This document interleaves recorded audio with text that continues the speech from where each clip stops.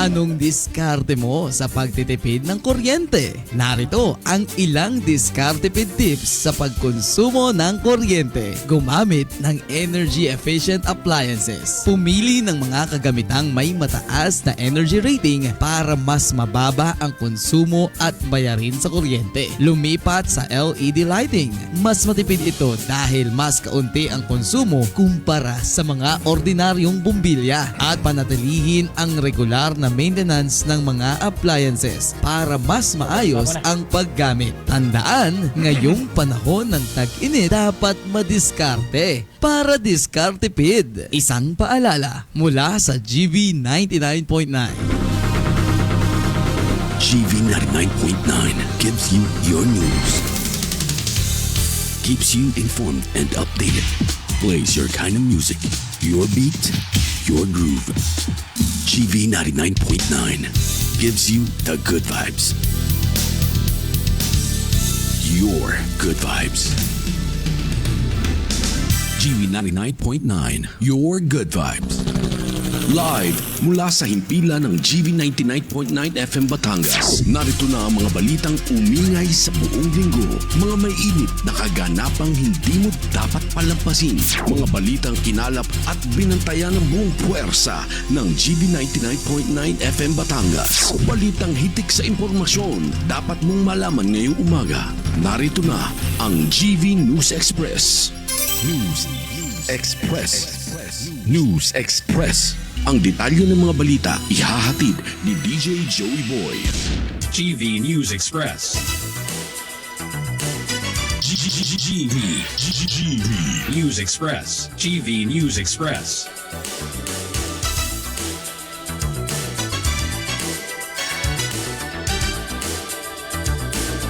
GV News Express. GV News Express.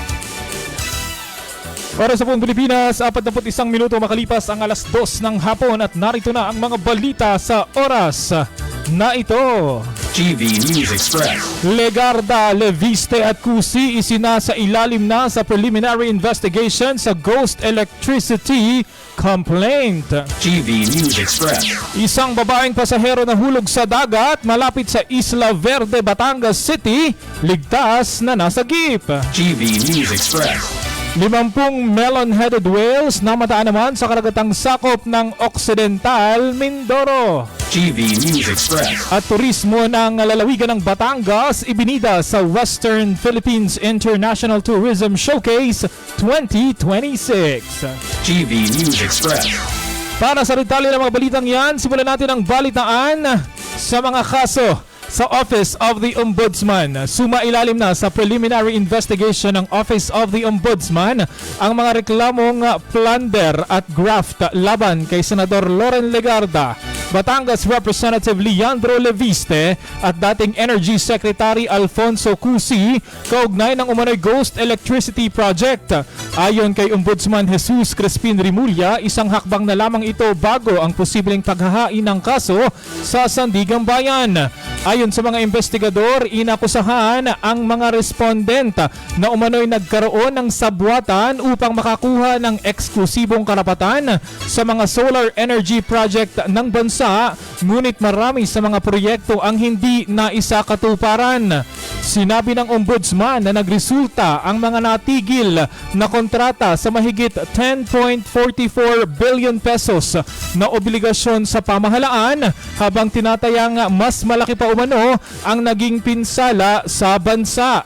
Mariing itinanggi naman ni Senador Loren Legarda ang mga paratang. Iginiit na ang mga akusasyon ay walang basihan at walang kinalaman sa paggamit ng pampublikong pondo. Aniya handa siyang ilabas ang katotohanan upang mapatunayan ang kanyang integridad. GV News Express. Samantala, sa lalawigan pa rin ng Batangas, umabot na sa preliminary investigation stage ang non-bailable malversation complaint laban kay CWS Party List Representative Edwin Garjola. kaugnay ng umano'y irregularidad sa mahigit 879 million pesos na pondo para sa mga flood control project. Ayon kay Ombudsman Jesus Crispin Rimulya, isang hakbang na lamang ito bago ang posibleng paghahain din ng kaso sa Sandigang Bayan. Batay sa ulat ng Special Panel of Investigators, inirekomenda ang pagsasampa ng kaso laban sa nasabing kongresista, ilang opisyal ng Department of Public Works and Highways o DPWH, COA auditors at iba pang sangkot dahil umano sa sabwatan upang ilihis ang pondo ng pamahalaan para sa pansariling pakinabang. Ayon sa Ombudsman, mahigit 879 million pesos ang umano'y napunta sa S.Ang Construction and General Trading Incorporated na sinasabing may kaugnayan kay Garjola at kanyang pamilya. Inirekomenda rin ang pagpapalabas ng whole departure order, preventive suspension at iba pang kasong administratibo laban sa mambabatas at iba pang respondent. GV News Express.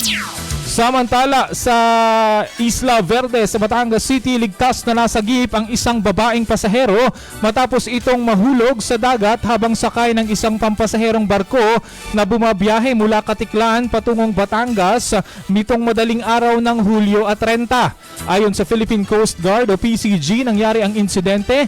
May humigit kumulang 4.5 nautical miles silangan-hilagang silangan ng Isla Verde, Batangas City. Bago pa man dumating ang Coast Guard ay agad nang naiahon ng mga crew ang barko ang pasahero mula sa dagat. Batay naman sa paunang pagsusuri ng medical personnel ng barko, nasa maayos na kondisyon na ang babae, may malay at nagtamo lamang ng mga gasgas. Pagdating naman ng barko sa Port of Batangas, agad namang umalalay ang Coast Guard at tiniyak na mabilis na madadala ang pasahero sa pinakamalapit na ospital para sa karagdagang pagsusuri at gamutan. Pinuri naman ng Philippine Coast Guard ang maagap na pagkilos ng mga tripulante ng barko at muling iginiit ang kanilang pangako sa kaligtasan ng mga biyahero sa karagatan. GV News Express. Sa pagpapatuloy ng ating mga balita sa lalawigan ng Laguna, dalawang hinihinalang miyembro ng Communist Terrorist Group o CTG ang nasa kote sa isinagawang joint law operation o enforcement operation sa Barangay San Isidro, Cabuyao, Laguna.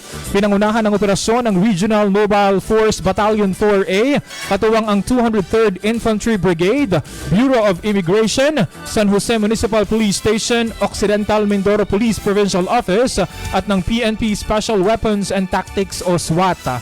Naaresto sa bisa ng warrant of arrest ang suspect na si Binay Serrano na kinilala rin sa alias na Samay dahil sa kasong murder. Kasabay nito naaresto rin si Cristina Passion, isang American citizen na kinilala ng mga otoridad bilang hinihinalang miyembro ng CTG. Ayon sa ulat, si Passion umano ay dating nakasama ni Chantal Anicoche na nasagip ng 76th Infantry Battalion matapos ang isang engkwentro sa Abra de Ilog Occidental, Mindoro noong Enero ng taong ito. Patuloy namang iginiit ng 203rd Infantry Brigade ang kanilang suporta sa pagpapatupad ng batas at sa kampanya ng pamahalaan laban sa armadong grupo upang mapanatili ang kapayapaan at kaayusan sa kanilang nasasakupan. GV News Express. Punta naman tayo sa lalawigan ng Romblon, mga ka-vibes. Nagkaisang inaprubahan ng Sangguniang Panlalawigan ng Romblon ang resolusyon na tumututol sa lahat ng large-scale metallic mining sa Sibuyan Island. Hiniling din ng Konseho kay Pangulong Ferdinand Marcos Jr. at sa Kongreso na ideklara ang isla bilang isang large-scale mining-free area.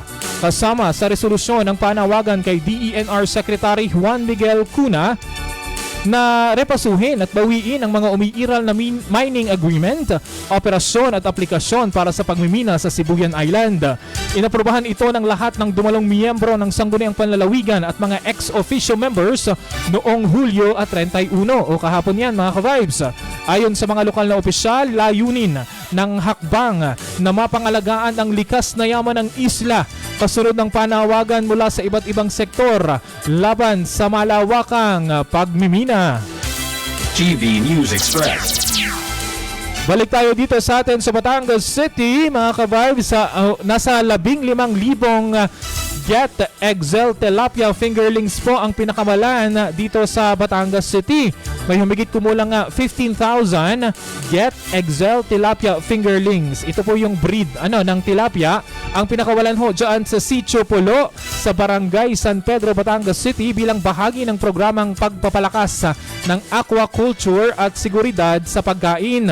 Pinangunahan ni Batangas City Mayor Marvy Marino kasama ang mga opisyal ng Office of the City Veterinarian Office at City Agriculturist Office at iba pang lokal na opisyal ang fish stocking activity. Ang mga fingerlings ay ipinagkaloob naman ng Bureau of Fisheries and Aquatic Resources o BFAR Region 4A sa ilalim ng programang Balik Sigla sa Lawa o BASIL. Ayon sa mga opisyal, ang Get Excel Tilapia ay isang genetically improved na uri ng Nile Tilapia na mas mabilis lumaki, may mataas na survival rate at angkop sa iba't ibang kapaligiran, kaya inaasahang makatutulong sa kabuhayan ng mga mangingisda at sa pagpapalakas ng supply ng pagkain. Layunin din ng programa na mapalago ang produksyon ng isda, makapagbigay ng dagdag na kita sa mga mangingisda at mapanatili ang sapat na supply ng pagkain sa lungsod ng Batangas. GV News Express.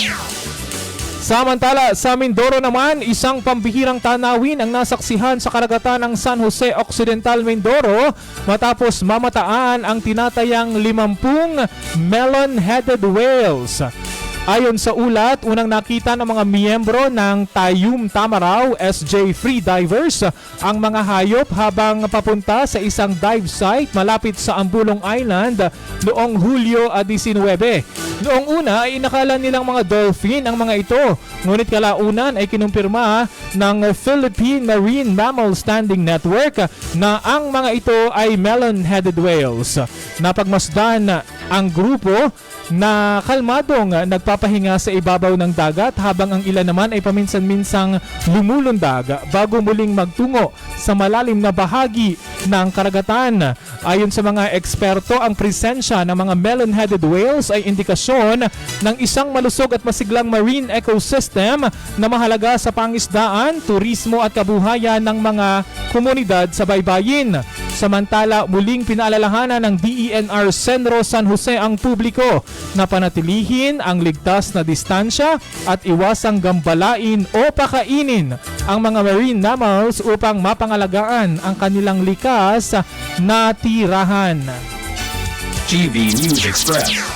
Sa pagpapatuloy po ng ating mga balita sa Tingloy, Batangas, mga ka-vibes, isinagawa sa bayan ng Tingloy, Batangas ang blessing ng ilang proyekto ng lokal na pamahalaan na pinondohan sa ilalim ng Land Bank Loan mula 2023 hanggang sa kasalukuyan. Pinangunahan ni Mayor Larry Alvarez ang pagbisita at pagbabasbas ng mga proyekto na pinangunahan naman ni Father Sancho Cabatay. Ayon sa local government unit ng Tingloy, hindi sabay-sabay na sinimulan at tinapos ang mga proyekto dahil kinakailangan munang makumpleto ang bawat isa, maipasa ang mga kinakailangang dokumento at sumailalim sa pagsusuri at monitoring ng Engineering Department ng Land Bank bago aprobahan ang mga susunod na proyekto. Kabilang sa mga nabasbasan ang Banalo Uphill Road, Barangay San Isidro Road, Barangay Santo Tomas Covered Court, Santo Tomas Downhill Road, Barangay 14 Poblacion 2 Road, Makawayan Water System Project, NCDC Building at ang New Municipal Building. Bahagi rin ng pondo ang pagpapatayo ng Community Library, Munisipyo at Covered Court sa Barangay 14. Gayon din ang counterpart ng LGU sa ilang pambansang proyekto. Tiniyak naman ng lokal na pamahalaan na patuloy ang pagpapatupad ng mga proyekto para sa kapakinabangan ng mga residente sa nasabing isla. GV News Express. Samantala, punta naman tayo dyan sa Olongapo City, mga ka-vibes, dahil opisyal lang binuksan ang Western Philippines International Tourism Showcase 2026 na ginaganap ngayon sa SMX Olongapo City, kung saan nakiisa ang Provincial Tourism and Cultural Affairs Office upang ipagmalaki ang mayamang kultura, natatanging destinasyon at lokal na produkto ng lalawigan ng Batangas. Mula Hulyo at 30 hanggang ngayong araw, Agosto 1, tampok sa Expo ang iba't ibang tourism booths mula sa mga rehiyon ng Pilipinas bilang plataporma sa pagsusulong ng turismo at pagpapakita ng pinakamahusay na tourism offerings sa bawat lalawigan. Sa pamamagitan ho ng pakikilahok sa mga ganitong inisyatiba, patuloy na isinusulong ng lalawigan ng Batangas ang turismo sa kalakhan at sa buong bansa. GV News Express. At yan mga ka-vibes, ang mga balitang dapat ninyong malaman ngayong oras na ito. Galing nakatutok dito lamang sa GV 99.9 para maging GV informed, GV aware at GV updated sa mga kaganapan sa loob at labas ng lalawigan. Maaari pong balikan ang ating mga balita sa ating official Facebook page. Hanapin nyo lamang po ang GV 99.9 FM. Ako po ang inyong naging tagapaghatid balita, ang inyong DJ Joey Boy para sa GV News Express. GV News Express. GV News Express. GV News Express. GV 99.9. Your good vibes. Mga ka-vibes, may bago kaming hatid para sa inyo. Mas madali nyo na kaming mapapakinggan anytime, anywhere. Nasa Southern Luzon ka man? O kahit Metro Manila. Nasa bahay, nasa trabaho. O kahit nasa kalsada. Kasama nyo kami dahil ang GV 99.9 Ay, nasa online na! at syempre, mas pinasaya pa. Dahil 24 hours na non-stop music na tayo sa aming online streaming. Bisitahin lang ang aming Facebook page para sa link ng online streaming. O pumunta sa gv999.live para sa good vibes na walang humpay. Sumama ka na sa kwentuhang puno ng good vibes. Dito sa GV 99.9, your good vibes.